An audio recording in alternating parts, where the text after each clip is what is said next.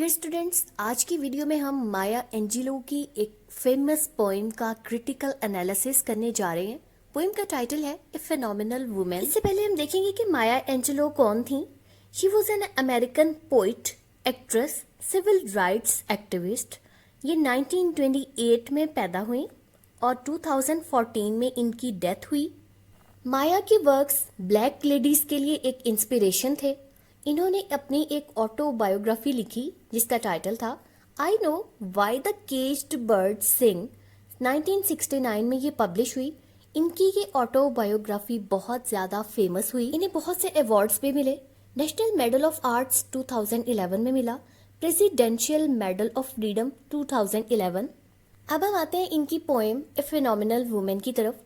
माया ने ये पोएम 1978 में पब्लिश करवाई। इस पोएम में ब्लैक लेडीज के लिए एक बहुत स्ट्रॉन्ग मैसेज है, सेल्फ लव, कॉन्फिडेंस और वुमेनहुड का। ब्लैक लेडीज के लिए सबसे पहली और इम्पोर्टेंट बात यह है कि वो खुद अपने आप को एक्सेप्ट करें। तो आप अपने आप को एक्सेप्ट करें, बाकी दुनिया भी आपको एक्सेप्ट कर लेगी। अब हम इस पोएम की थीम्स देखते हैं। तो इसकी मोस्ट इम्पॉर्टेंट थीम है self empowerment, self acceptance, beauty, identity और प्राइड।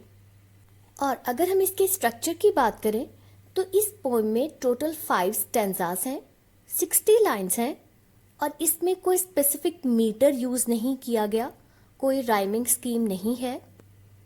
इस पोएम में विविड इमेजरी यूज हुई है जिसमें वीमेन की फिजिकल अपीयरेंस, पर्सनैलिटी, उनकी प्रेजेंस को बहुत डीपली और बहुत एक्सप्लेन करके बताया गया है। बहुत सी इमेजरी यूज की गई है। For example, the curl of my lips, the swing of my waste, the ride of my breast, the STRIDE of my step, the flash of my teeth. तो ये बहुत विविड किस्म के इमेजेस हैं। ये लैंग्वेज जो है ये फुल ऑफ इमेजेस है।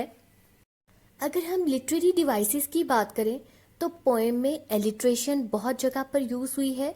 जैसे कि फर्स्ट स्टैंजा की पहली लाइन में है विमेन वंडर। यहाँ पे W यानी वाह साउंड जो है ये रिपीट हो रहा है। फिर इसके साथ साथ हमें 4th और 5th लाइन में सेकंड स्टैंजा में फॉल और फैलोज, इनकी यहाँ पे फा साउंड की रेपिटेशन मिलती है। तो इस तरह यहाँ पे ये एलिट्रेशन यूज हुई है। इसके साथ साथ पोएम में रेपिटेशन का यूज भी किया गया है। जैसे कि आई एम ए वुमेन, ये बहुत जगह पर रिपीट हुआ है। इसके साथ साथ फिनोमिनल वुमेन, दैट्स मी, ये लाइंस भी बहुत जगह पर रिपीट हुई हैं। अब हम इस पोएम को क्रिटिकल पर्सपेक्टिव से देखते हैं। तो पहली जो चीज़ है वो फेमिनिस्ट पॉइंट ऑफ व्यू है। इस पोएम को फेमिनिज्म की एक स्टेटमेंट कहा जा सकता है जिसमें ब्लैक वुमेन की एम्पावरमेंट, उनकी आइडेंटिटी और पैट्रियार्कल सोसाइटी में ब्लैक वुमेन की एम्पावरमेंट और सेल्फ एक्सेप्टेंस का चार्ज लगाया जा सकता है।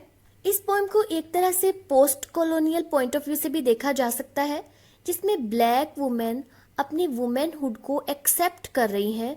तो ये चीज़ जो है इसको हम एक सेंस में डी कॉलोनियल एक्ट भी कह सकते हैं, क्योंकि सोसाइटी में जो पॉइंट ऑफ व्यू चल रहा है, जो डोमिनेंट नैरेटिव है, जो स्टीरियोटाइप्स हैं, ये वाली जो थॉट है ब्लैक वुमेन की एम्पावरमेंट और सेल्फ एक्सेप्टेंस की, ये उन सारे आइडियाज को चैलेंज कर रही है।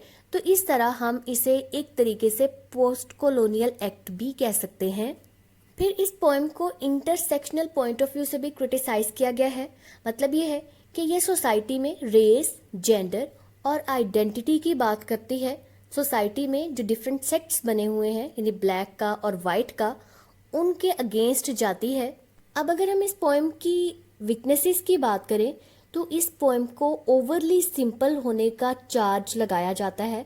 मतलब ये है कि इसमें जो आइडियाज हैं, इसकी जो लैंग्वेज है, इसमें जो थीम्स हैं वो बहुत ज़्यादा सिंपल हैं, उनमें कोई डेप्थ नहीं है। और इसके साथ साथ पोएम में फिजिकल अपीयरेंस पर बहुत ज़्यादा जोर दिया गया है, फिजिकल अपीयरेंस को प्रोमिनेंट किया गया है। तो ये इस पोएम की वीकनेसेस हैं। अगर हम इस पोएम को कंक्लूड करें तो ओवरऑल ये एक आइकॉनिक पोएम है जिसमें ब्लैक वुमेन की एम्पावरमेंट और सेल्फ लव की बात की गई है। तो इन शॉर्ट ये विमेन की ब्यूटी, सेल्फ लव और एक्सेप्टेंस पर एक बहुत ही शानदार पोएम है। तो व्यूअर्स, ये था एनालिसिस। आई होप आपको पोएम की अच्छे से समझ आ गई होगी। मेरे चैनल को सब्सक्राइब करना आपने बिल्कुल नहीं भूलना। मेरी वीडियो को आपने लाइक भी ज़रूर करना है। Thank you for watching.